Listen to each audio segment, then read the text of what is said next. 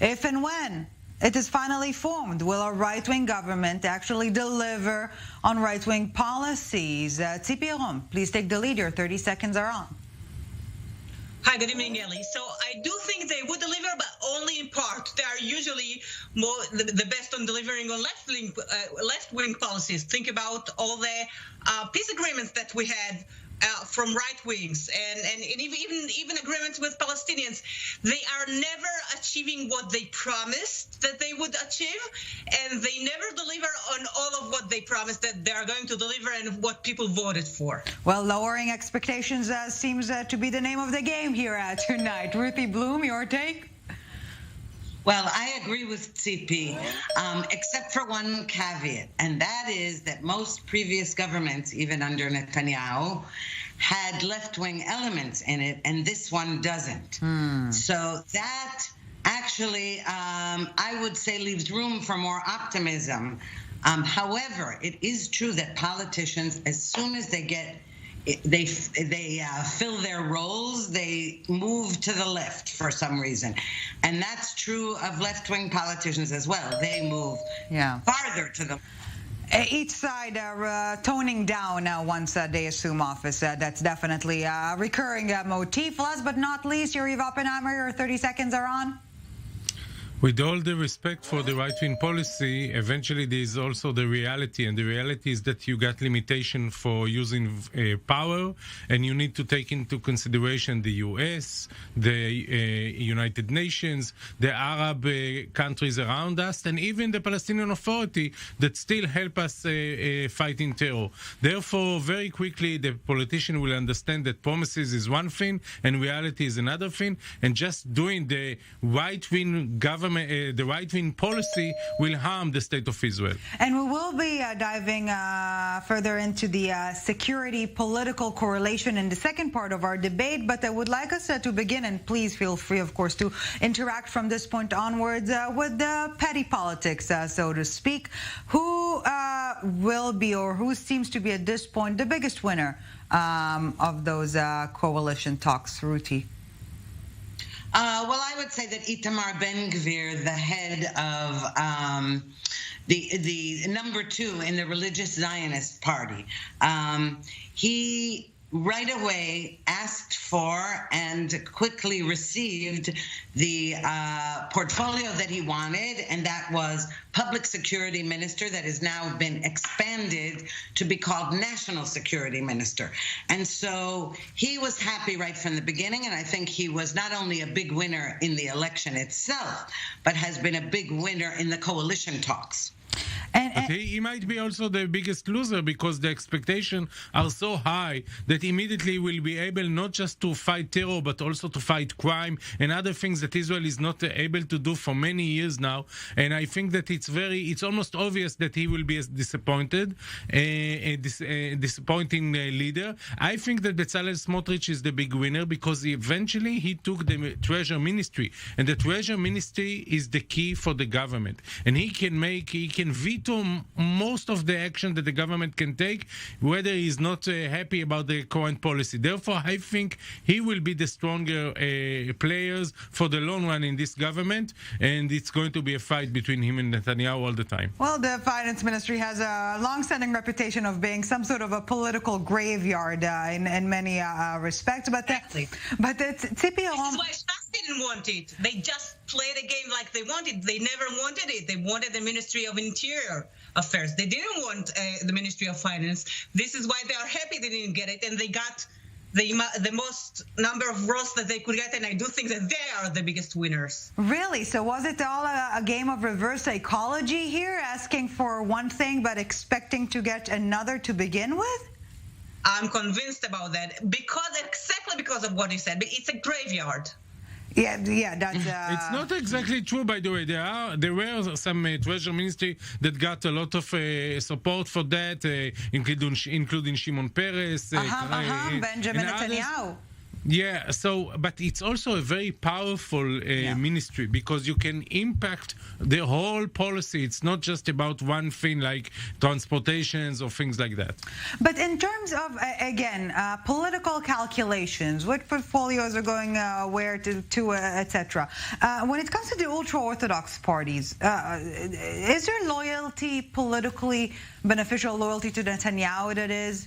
They could have gotten much more, theoretically speaking, negotiating with, let's say, Benny Gantz, no? This is why the United Torah Judaism is very frustrated. They didn't get till now what they wanted. I'm not sure they would get more from Gantz, but they might have been. I think that they got their own voters, and the voters are supporting Netanyahu, so they cannot go against the voters. They are trapped in Netanyahu's hands. And this time, Netanyahu will deliver, because eventually what they are asking is things that are very specific to their own constituency. They're not talking about the state of Israel as a whole. I think that the big issue in this government will be the fight between the rational players and the irrational players, Smotrich and Netanyahu, about almost everything, including the West Bank, of course. This is it's look like they are all right-wing, but they are totally different. Ruthie. Excuse me, Yariv, actually, I would say it's the reverse. The rational players are the members of this coalition, and they're trying to fight the irrational policies of the current government. Yeah, the outgoing one. But when it comes to Ruthie, to what you've mentioned earlier, Netanyahu is not familiar with being the left mark of coalitions. How would he cope engulfing himself from the left, so to speak? You mean he's not used to being on the left end of his own coalition? Correct. Is that what you mean? Correct. Yes, I think he may have a hard time with that, but in the meantime, I think he's more concerned with his own party. Likud members, and this was bound to happen, of course. Likud got the most seats. Likud is the largest party in the Knesset, and yet its members have had to sit back and let the other parties dictate which ministries they get. And Likud members are biting their fingernails, waiting for their own portfolios. It's not exactly true, because the Likud members are going to get a lot of ministries, including some very important one, and they will get a lot of benefits. And I don't think that Netanyahu has any problem with the Likud party. I think he do have a problem with the more ultra right-wing parties, that they are just closing their eyes about what's going on in the international community. I think that this government, because it's more right-wing and it's because it's more religious, it will get more fire about things that maybe the current government is doing, and they are not getting the same amounts of criticism, and there will not be any excuse now to protect them, because it's all right-wing. So I see the U.S. going all the way against this government and pressure the government to change the policy. That's an interesting point Yariv is making there. It's not the execution or the action, but rather the executor that is that will create some mayhem. Do you agree, ladies? I do agree with him. I do think we saw it many times.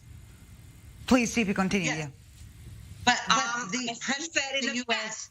Well, sorry, ladies, I'm bad at navigating you today. Tzippy, please continue. Ruthie, go on. I'll wait. Ruthie, go on. Okay, I'll make it quick. The problem is that the current U.S. government is a left-wing government, and so naturally, the administration prefers to have in Jerusalem a government that capitulates to it and that agrees with its left-wing policies. In spite of that, Lapid was not exempt from criticism from the Biden administration. The point about this is, yes, we will get criticism from the international community, but that's par for the course when Israel is defending itself and doing what it needs to do. So the question is therefore we're supposed to lie down and play dead for them? No. Building settlements, it's not a defense action, and getting illegal outposts into power and to legalize them, this is not a security issue, it's a political issue. And I think that the current government, by the way, did the same, and they built in the settlements, and they even got some illegal outposts being connected to electricity, but still they didn't get the same criticism as the next government will get, not just from the international community, also from the public in Israel. And Tzippy Yarom, as we're nearing the end of the first part of our discussion, when it comes to politics, the so-called national bloc seems to be very much on the same page. But when it comes to policy, and we'll dive further into that in a few minutes, are they on the same page at all? Not on many other things. But this time, I was surprised to hear that Agudat Israel is actually asking about blocking illegal, not illegal settlements, illegal Arab settlements in the sea area. So for some reason, they did delve into something that they usually don't do. I didn't hear about it again, so maybe they dropped it down, but somehow they did get into it. So maybe they are more to the right than they were before, and we would see more eye to eye, them seeing eye to eye with what's going on there. And it's not just that they're more to the right. The point about Agudat Israel is that, or United Torah Judaism as it's called in English, is that it used to be less political in terms of Israel's security, defense, and all that. And now they're getting more political. Absolutely. Ruthie Blum, Yariv Oppenheimer, Tzippy Yarom, you're staying with us. We're taking a short break, but right after it, we will discuss security and politics, profoundly intertwined here in Israel, as per usual. A short break, and we're back with part 2 of our summit. Don't go anywhere. Welcome back to the summit. Still with us, journalist Tzippy Yarom, Ruthie Blum, columnist for the Jewish News Syndicate, and Yariv Oppenheimer, project director for the Two-State Coalition at the Geneva Initiative. Thank you all very much for staying with us. We're also staying on topic, and as we've been discussing before the break, reality waits to no one, especially not when it comes to the security situation here on the ground, ever volatile. Yet another terror attack this morning in the West Bank, and I-24 News political correspondent Batya Leventhal is on scene there with the latest. The remnants of another terror attack here in the West Bank.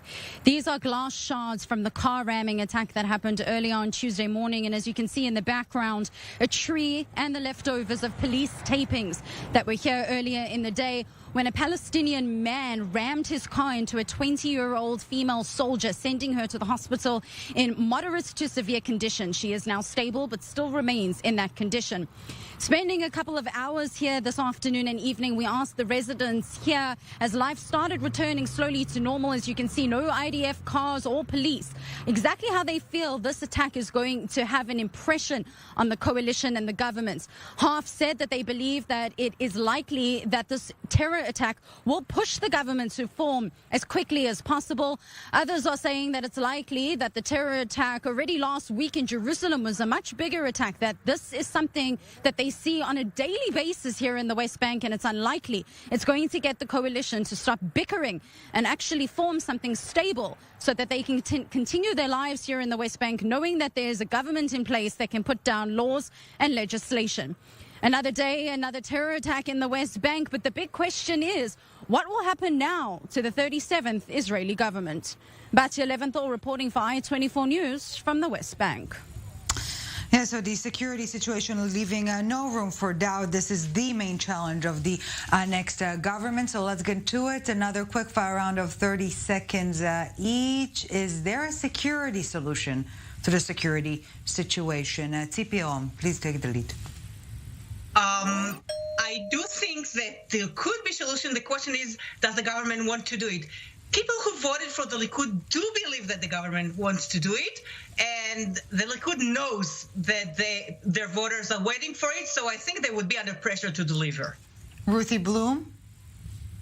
Well, I think what's significant about the terrorist attack, the car ramming attack that was just reported on, is that the perpetrator had a work permit, and had a good job at the Rami Levy supermarket. The current defense minister, Benny Gantz, was pressured to, or also wanted to, increase the amount of work permits given to Palestinians. And I think that the new government will have to take the lead on this and actually curb the amount of permits, not increase them. Yeah, the sticks and carrots policy being challenged once again. Yariv Oppenheimer, your thoughts?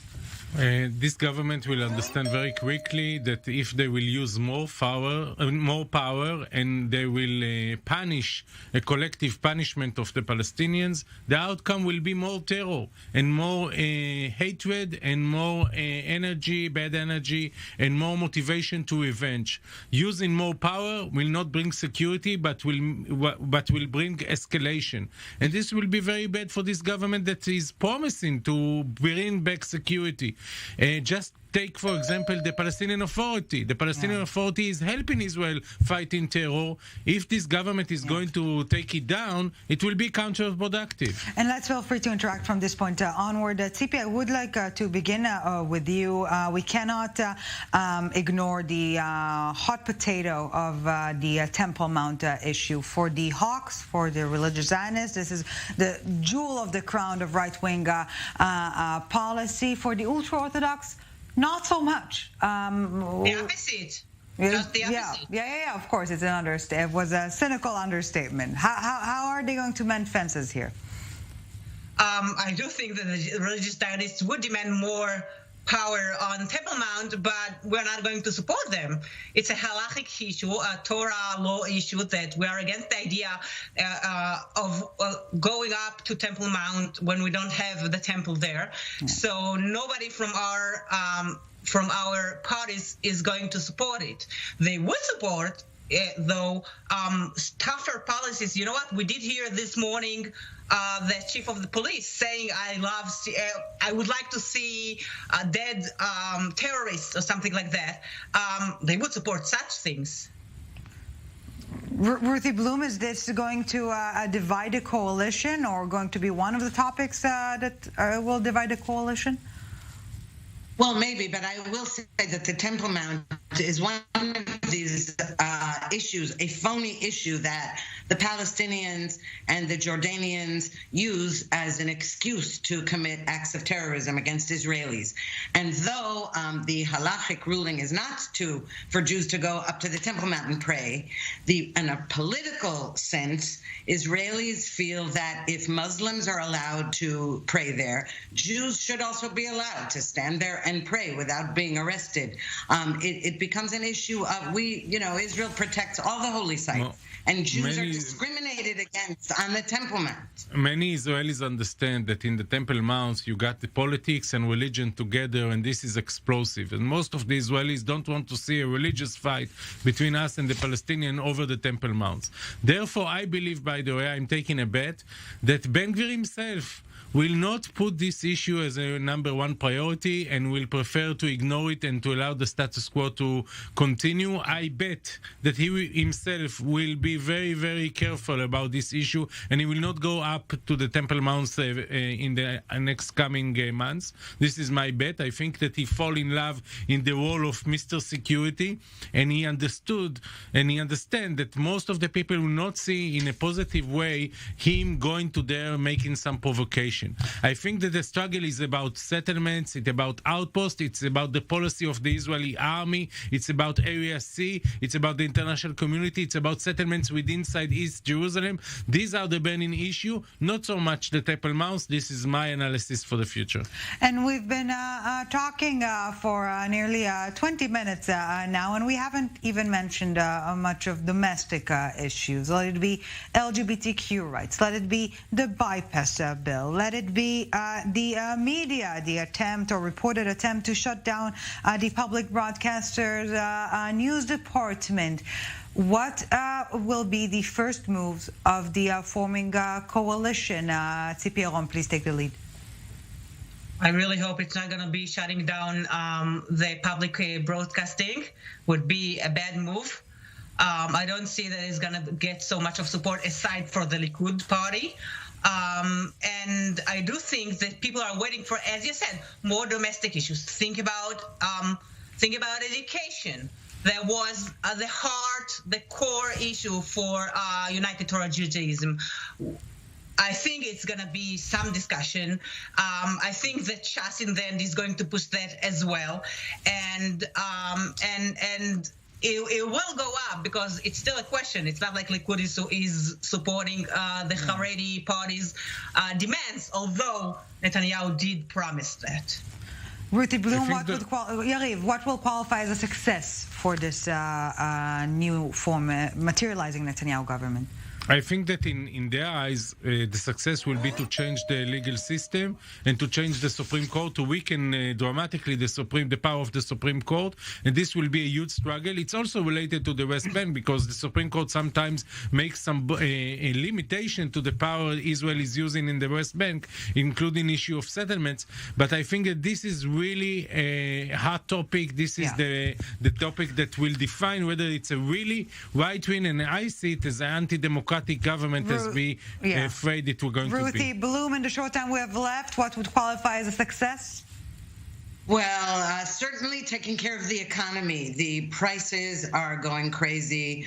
Rentals, purchases of apartments, supermarket prices. I think every Israeli of every political stripe feels that in his pocket.